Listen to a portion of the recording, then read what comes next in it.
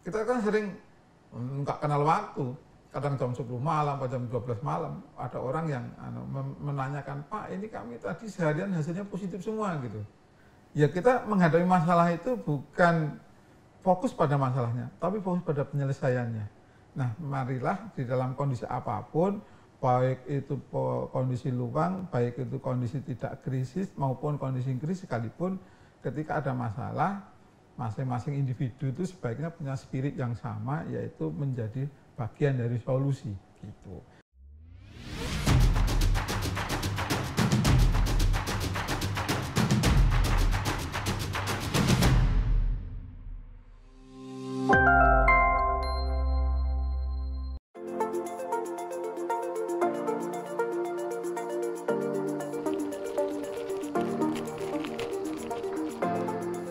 Baik, saya jelaskan ya Mbak ya, cara menghembuskan nafas yang betul sesuai standar atau SOP dari Jinos ini. Jadi ini posisi dalam keadaan terbuka, artinya nanti nafas itu bisa masuk sini. Kalau sudah penuh, nanti tinggal ditekan sini. Oke, sekarang saya ingin jelaskan bagaimana cara mengambil nafas yang betul. Nah, nanti ambil nafas pakai hidung, terus tekan dulu sampai kira-kira masuk paru kan, baru keluarkan melalui mulut. Nah, jangan lupa tetap menggunakan masker agar tidak menghasilkan aerosol ya, menghasilkan aerosol, sehingga masker tetap dipakai. Ulangi sekali lagi begitu, nanti ditekan, kemudian dikeluarkan lewat mulut. Ulangi sekali lagi, jadi yang ketiga. Nah, yang ketiga. Nanti tekan lagi, baru kemudian dibuka, ini seperti meniup balon begitu ya. Kemudian ini dikunci. Dah, bisa ya? Nah, silakan sekarang dicoba.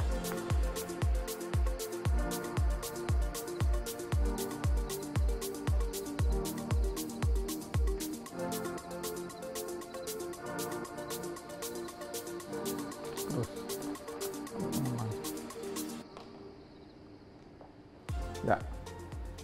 Ya, ini berarti sudah penuh dan ini siap untuk dianalisis. Ini sebenarnya ada QR code, tapi untuk sistem yang di sini belum bisa dipakai, tapi kalau di bandara sudah bisa dipakai QR code-nya untuk mengidentifikasi apakah kantong ini udah pernah dipakai atau belum. Nah, sekarang cara mengoperasikan ini, nanti ini dimasukkan ke sini ya. Kemudian itu di stop dulu kelasnya, stop dulu kelasnya. Nah, masuk ke analisis. Pak Kuat, ini tadi tantangan banyak yang sudah disampaikan Bapak. Jinos ini kan alat baru ya Pak. Alat baru. Segala sesuatu yang baru itu kan biasanya ketika diterima oleh masyarakat itu ada keraguan-raguan, ada resistensi karena mungkin sudah yakin dengan yang ada sebelumnya. Nah, ini bagaimana Pak caranya Pak Kuat dan tim untuk meyakinkan masyarakat tentang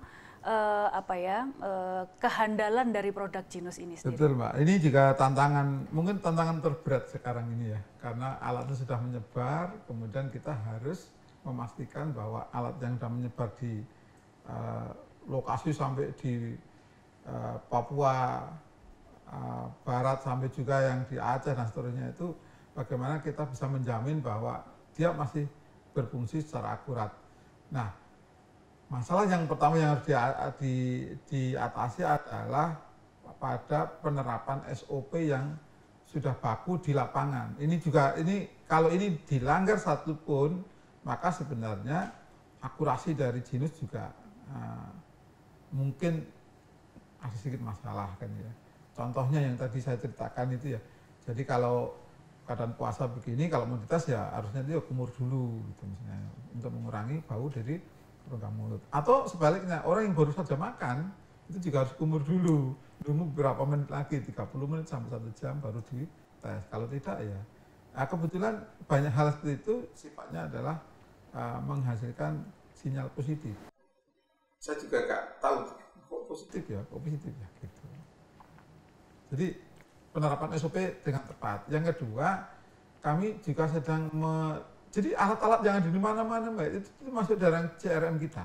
Dan itu terpantau. Alat dengan seri ini di mana gitu. Terus ini udah dipakai untuk uji berapa kali, terdetek semua. Terus ini, cuman ini memang datanya belum kita kirim ke cloud. Nanti kalau udah di cloud semua, maka kita bisa mengetrack. Ini apa yang terjadi, ini apa yang terjadi gitu. Kita kan sering nggak kenal waktu. Kadang jam 10 malam, jam 12 malam, ada orang yang menanyakan, Pak ini kami tadi seharian hasilnya positif semua gitu. Nah kalau begitu kan kita nggak boleh panik. Biasanya kita minta tolong filenya dikirim semua, file asli yang direkaman itu, nanti kita analisis, Pak ini karena ini karena ini karena seterusnya. Jadi banyak hal Mbak. Yang kedua tentu juga bahan habis pakai. Ini kan ada yang mencoba menggunakan bahan habis pakai buatan sendiri. Ada yang menggunakan urin bag. Ada satu rumah sakit yang karena nggak punya cadangan ini, udah habis, punyanya urin bag, dipakai urin bag, positif semua. Terus malam-malam dia ke saya, Pak ini gimana? Ya iya, urin bag itu baunya menyumbang ke dalam campur dengan nafas kita, dan itu menyebabkan pembacaannya tidak tepat. Bahan habis pakai. Kemudian yang ketiga adalah mesin. Nah mesin, sekali lagi kita sedang melakukan adjustment, kalibrasi adjustment, agar mesin-mesin yang sudah terdistribusi ini betul-betul mempunyai karakteristik yang mirip. Kalau sama persis enggak, mirip. Mirip itu artinya menghasilkan suatu pattern yang konsisten. Kalau untuk orang positif ya begini, kalau orang negatif begini. Jadi banyak faktor dan tantangan yang paling berat sekarang adalah menjamin alat yang tersebar di mana-mana itu mempunyai kinerja yang baik. Iya. Dan mungkin juga perlu bantuan dari masyarakat sendiri untuk menyampaikan informasi ya Pak, ketika mungkin ada kendala atau apa, itu keluhannya justru harus disampaikan. Ya, keluhannya itu kan sebetulnya sudah masuk ke unit after sales, tapi nampaknya masih ke peneliti juga gitu. Jadi nggak kenal waktu juga sih, kenal waktu. Jadi Pak Kuat, ini luar biasa Pak ceritanya tadi ya Pak ya, dari pengalamannya Pak Kuat dan juga tim dalam menciptakan dan mengembangkan Genus ini, yang ternyata kemudian ini bisa berkontribusi untuk memecahkan solusi yang kita hadapi di dalam pandemi ini terutama ya Pak ya. Nah kita inginnya Pak Kuat kan ingin lebih banyak masyarakat kita yang mempunyai spirit yang sama seperti Pak Kuat dan teman-teman ini untuk untuk ikut berkontribusi memecahkan permasalahan di dalam masyarakat. Mungkin ada pesan-pesan begitu Pak yang ingin disampaikan kepada publik supaya bisa mengikuti jejaknya Bapak dan teman-teman. Ini menarik menurut saya ya. Ini suatu statement yang harus saya sampaikan. Yang pertama, bahwa Tuhan itu memberikan cobaan seperti COVID ini sebetulnya untuk menaikkan derajat kita, gitu, menaikkan kelas gitu. Seperti kita kuliah itu kan kalau nggak ada ujian kan nggak pernah naik kelas gitu. Kalau kita sekolah nggak ada naik kelas kalau nggak lolos ujian itu. Ini seperti itu juga sih sebetulnya. Jadi Tuhan memberikan masalah kita itu adalah untuk kita naik kelas. Cara naik kelas gimana? Ya kita menghadapi masalah itu bukan fokus pada masalahnya, tapi fokus pada penyelesaiannya. Nah, marilah di dalam kondisi apapun, baik itu kondisi luang, baik itu kondisi tidak krisis maupun kondisi krisis sekalipun, ketika ada masalah, masing-masing individu itu sebaiknya punya spirit yang sama, yaitu menjadi bagian dari solusi. Gitu. Ya, jadi ini yang perlu kita tekankan, khususnya pada generasi muda ya. Yang lebih muda dari saya. Baik, ini luar biasa Pak Kuat yang disampaikan Pak Kuat tadi. Kalau boleh saya ingin mengulang Pak, saking bagusnya ini tadi ya. Jadi ketika kita sedang menghadapi masalah, kita harus yakin bahwa ini adalah cara Tuhan untuk menaikkan derajat kita. Nah, karena itu kita sudah punya keyakinan itu, kita harus terus semangat begitu ya untuk mencari solusi. Fokus pada solusi. Dan fokus pada solusinya bukan kepada masalahnya.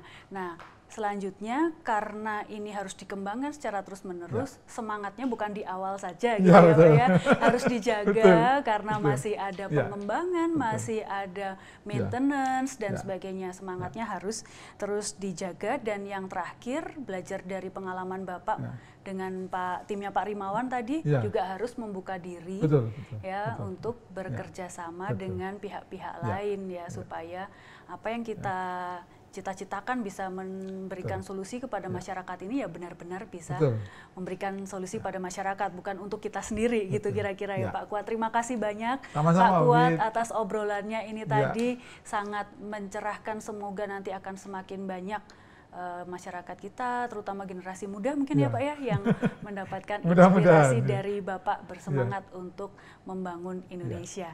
Terima kasih Mbak Wiwit. Terima kasih banyak, sama-sama Pak. Sobat Polgov, itu tadi diskusi kita dengan Pak Kuat tentang bagaimana beliau dan tim terus menjaga semangat mereka dalam mengembangkan penelitian untuk menciptakan solusi dalam krisis, untuk memecahkan permasalahan-permasalahan yang ada. Kalau teman-teman ingin terus bisa menikmati, mengikuti obrolan-obrolan yang bermanfaat seperti ini tadi, jangan lupa untuk terus mengikuti media sosial kami di DPP UGM. Sampai jumpa. Sampai jumpa.